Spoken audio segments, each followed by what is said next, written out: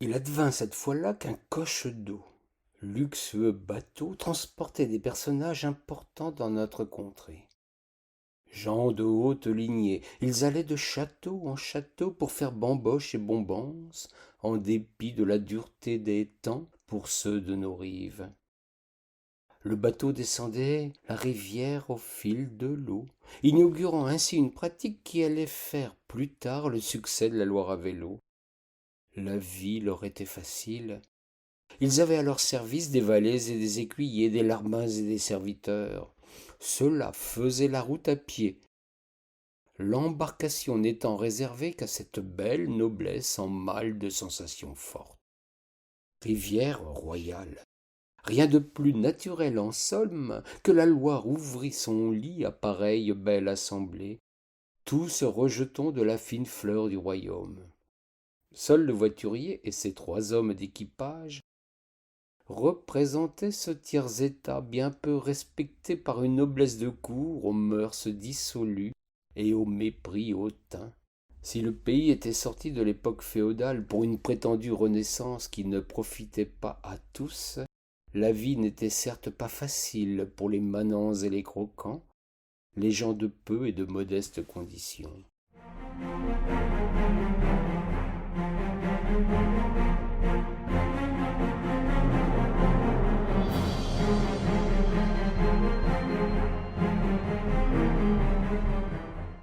Plus d'une fois, lors de ce voyage aux 1001 étapes, les matelots avaient serré les poings et les dents pour se retenir de répliquer à une invective ou un propos insultant. La jeunesse et l'insouciance des passagers ne justifiaient en rien de manquer ainsi de respect à ceux qui s'arc-boutaient sur la bourde ou la piautre pour le bon plaisir d'oisifs dédaigneux. L'équipage soufflait enfin quand la méchante troupe descendait du bateau pour envahir une belle demeure, y célébrant durant quelques jours des agapes sans fin. C'était alors à la domesticité des valets de pied de subir les avanies des capricieux insouciants. Chacun avait sa part de misère, seuls les barons, ducs, princesses et vicomtesses à la particule ridicule ignoraient ce que signifiait la peine et le labeur. Vers le 25 avril de ce temps de disgrâce, tout bascula pour eux, alors que les martinets noirs étaient revenus dans le ciel ligérien pour annoncer le retour des beaux jours. Un étrange personnage fit son apparition sur les rives de la Loire.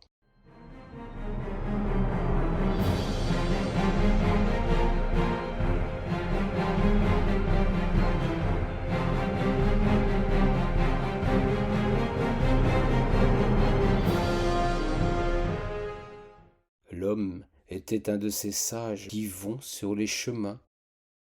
Celui-ci avait dans son allure une dignité et une prestance qui imposaient le silence à son approche. Il était grand et mince, avait le visage clair et des yeux si sombres qu'il semblait vous percer au plus profond de l'âme. Il acceptait les offrandes qu'on lui faisait spontanément. Ni mendiant, ni pèlerin, ni trimard, ni vagabond, il se dégageait de sa personne comme une aura mystérieuse, empreinte de mysticisme et de sagesse. Il avait toujours, depuis ce jour où on le vit apparaître, un martinet noir posé sur son épaule. Ce détail, plus que tous les autres, intriguait et inquiétait. L'homme avait remarqué le manège de la troupe frivole. Il avait entendu les plaintes de ceux qui avaient eu à subir leurs exigences et leurs remarques acerbes. Que ce soit sur terre ou bien sur l'eau, jamais leur comportement n'était conforme à ce qu'il était en droit d'attendre de jeunes gens tous de bonne et noble famille. Quand cette jeunesse détestable passait à proximité de lui, son compagnon ailé se mettait à pousser des sifflements en trilles particulièrement stridents et perçants qui vous glaçaient le sang. Plus il suivait le parcours de ces bouffis d'orgueil, plus cet étrange personnage désapprouvait leur inconduite, leurs frasques et leurs propos vis-à-vis de ceux qui les servaient. Un mois durant, en effet, au cours de leur déplacement, en les observant attentivement, il avait compris que rien ici-bas ne leur ferait atteindre à la sagesse et à la modération. Il guettait son heure. Le martinet noir, désormais à leur approche, s'envolait pour les menacer en tournoyant autour d'eux.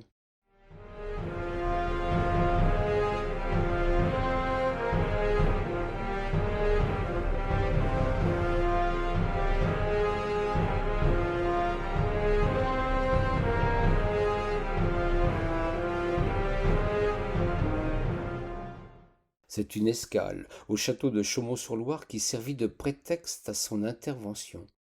Les muscadins et leurs demoiselles énamourées s'étaient conduits plus mal encore qu'à l'accoutumée. Ils avaient fait une partie de colamaillard dans le jardin de cette agréable demeure qui domine la Loire de sa grâce magnifique. Nul de ces histrions n'avait songé à admirer de là une vue aussi imprenable que magnifique. Leur jeu terminé, les étourdis et insouciants nobliaux avaient laissé le jardin en un désordre indescriptible. Les jardiniers avaient bien protesté alors qu'il en était encore temps, mais le plus intrépide des noceurs avait souffleté le vieil homme en guise de réponse. La joyeuse troupe avait achevé ensuite de détruire ce qui restait encore debout. Notre mystérieux marcheur des rives avait assisté à la scène. Il avait rasséréné les ouvriers de la terre, leur promettant qu'un jour leur jardin serait le plus beau du pays, qu'il y viendrait des milliers de visiteurs admirer un spectacle unique et sans cesse renouvelé d'année en année.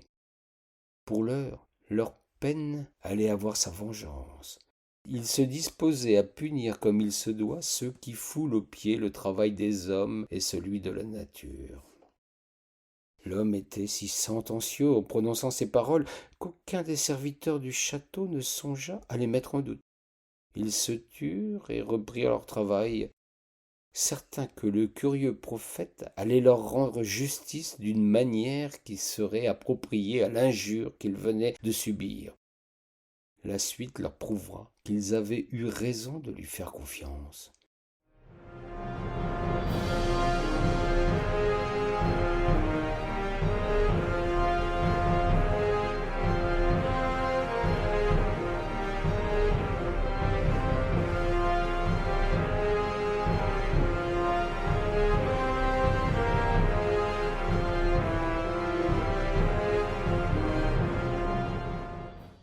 Quand, après 2 jours de beuveries et de banquets, la bande scélérate voulut remonter à bord de son embarcation, elle trouva installé en travers de la passerelle ce grand escroc-griffe que personne n'avait même remarqué jusqu'alors.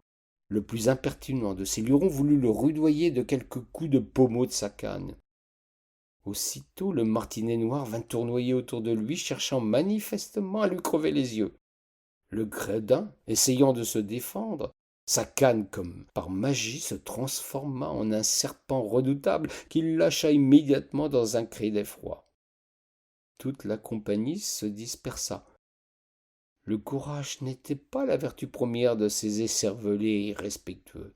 C'est alors que l'homme se redressa, appela le martinet, qui cessa d'agresser le piteux vicomte et revint se poser sur son épaule. Le calme manifestement revenu, ceux que la peur avait éparpillés s'étaient à nouveau regroupés, et se sentant manifestement plus forts quand ils faisaient masse. C'est encore le vicomte Discourtois qui prit la parole, demandant sur-le-champ à ce manant de laisser le passage, à lui et à ses compagnons. Le ton était sans appel, piquant et dédaigneux comme il convient à un puissant lorsqu'il s'adresse au menu fretin. Le grand échalas au martinet perché s'écarta, un sourire sur le coin des lèvres et dans les yeux des éclairs qui auraient dû alerter des êtres plus attentifs aux autres. La troupe monta gaillardement sur le vaste chaland pour se rendre à l'étape suivante. L'équipage faisait grise mine, il n'était pas enchanté, c'est le moins que l'on puisse dire, de retrouver ces maudits. C'est alors que le personnage, s'adressant aux mariniers d'un ton qui n'admettait aucune contradiction, leur ordonna de descendre, ce qu'ils firent sans sourciller. Il y avait dans l'expression comminatoire de cet inconnu je ne sais quoi d'indéfinissable qui exige l'obéissance sur le champ. Alors, d'un coup de talon, il repoussa la passerelle, libéra les dernières amarres et d'une voix de tonnerre, les bras tendus vers le ciel, l'homme proféra des paroles qui résonnent encore sur la Loire.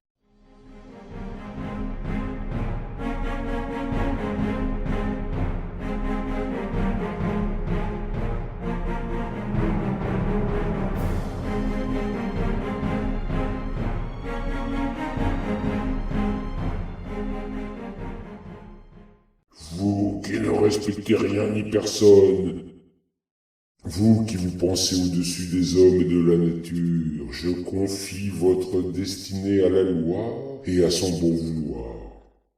Malheur à celui ou à celle d'entre vous qui voudra descendre du navire avant que le martinet n'ait posé le pied sur la rive.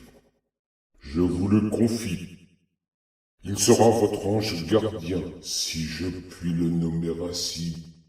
Bon vent et rendez-vous aux 400 diables si vous êtes encore de ce monde.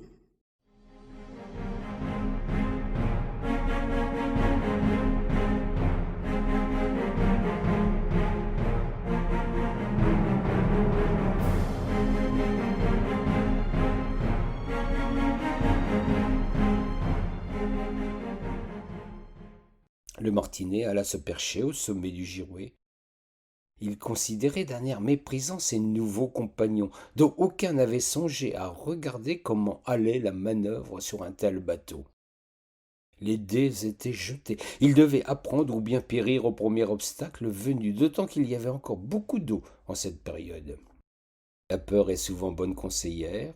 Ils comprirent bien vite comment guider leur grande embarcation. Ils n'étaient pas arrivés à Amboise, étape suivante de leur périple des châteaux et des fêtes, que le maniement de la bourde et de la piautre n'avait plus de secret pour eux. C'est au terme d'un accostage des plus réussis pour les débutants que la folle troupe aborda les quais de la cité. Le fameux vicomte, toujours le plus prompt à se mettre en avant, se moquant éperdument de la recommandation du sinistre personnage, sauta gaillardement sur le pierret avant la fin de la manœuvre. Le martinet était encore sur la vergue. Il n'avait manifestement pas respecté la malédiction du vagabond. Dans l'instant où il mit pied à terre, le pauvre garçon tomba en poussière. Ainsi, à la stupeur générale de ses acolytes, il s'avérait que les propos du maître du martinet n'étaient pas des paroles en l'air.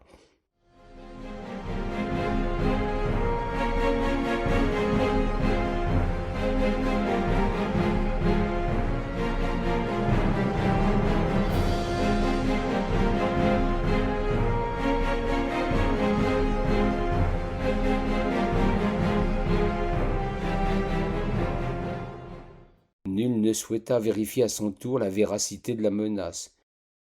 Il fallait que l'oiseau quittât son perchoir et allât se poser sur le sol. Pour être de grands personnages, il n'en était pas moins des incultes totales en ce qui concerne les habitudes des animaux comme de toutes les choses de la nature. L'éducation dans un palais ne permet pas de se familiariser avec son environnement. Aucun d'entre eux ne savait que le martinet ne va jamais à terre. Ils eurent beau lui lancer du pain, l'appeler, l'amadouer ou le menacer, l'oiseau revenait, après avoir volé, et allait immanquablement se percher le plus haut possible, pour échapper aux plaintes des matelots d'occasion. Les 3 jours de la fête, ils les passèrent à quai, loin des agapes et des musiciens. La menace était trop redoutable pour tenter le diable. Ils partirent d'Amboise. Personne n'avait souhaité monter à leur bord. Ce qui était advenu du vicomte avait suffi à effrayer les plus intrépides mariniers. Ils devaient se débrouiller seuls et espérer que dans la ville de Saint-Martin, le martinet allait se décider à se dégourdir les pattes. Il y a de la chance toujours pour la canaille. Le bateau franchit l'obstacle sans encombre.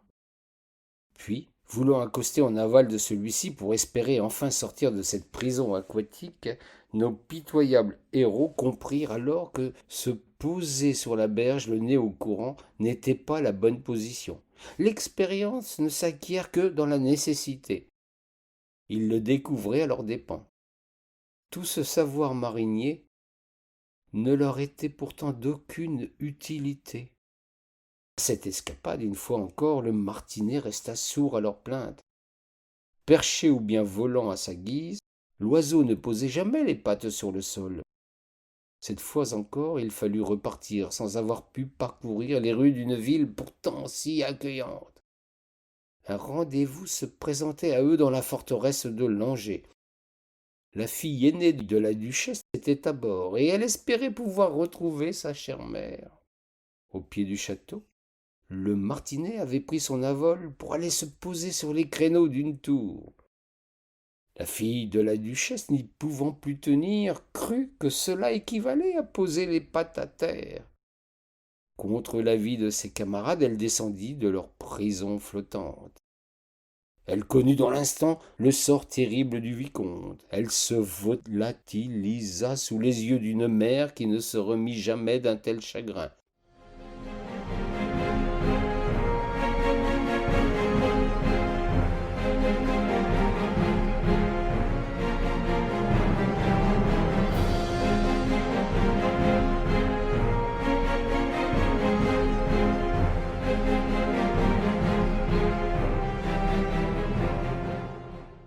Non, le vagabond ne les avait pas trompés.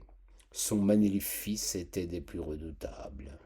Les pauvres comparses repartirent la mort dans l'âme, et ainsi, d'étape en étape, ils sentirent de plus en plus englués dans un piège mortel.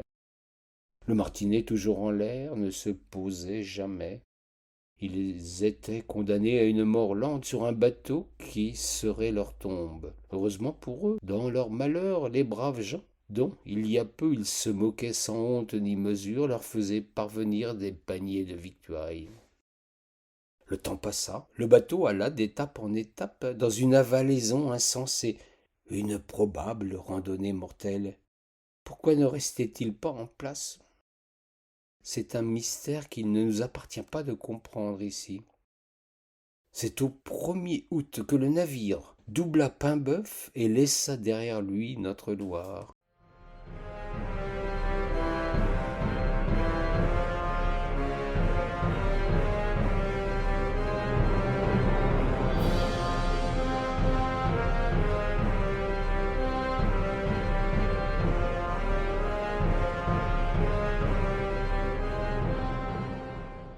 C'est aussi en ce jour que le martinet rejoignit ses congénères pour sa longue migration annuelle.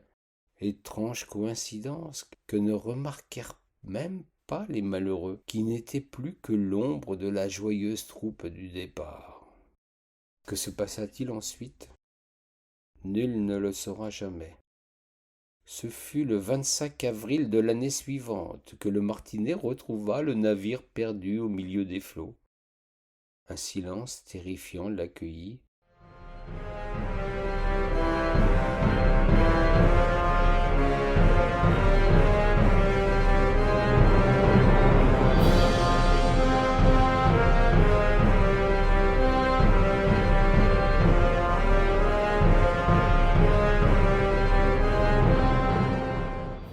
Plus aucune trace des jeunes gens insouciants d'alors. Perdus à jamais, ils avaient préféré la disparition dans les eaux profondes de l'océan à la malédiction du vagabond. Le martinet n'en fut pas surpris et s'envola dans l'instant pour rejoindre son maître. Quand il vint se poser sur son épaule, il lui fit comprendre en quelques sifflements aigus que la sentence était accomplie. L'homme n'en fut ni heureux ni soulagé.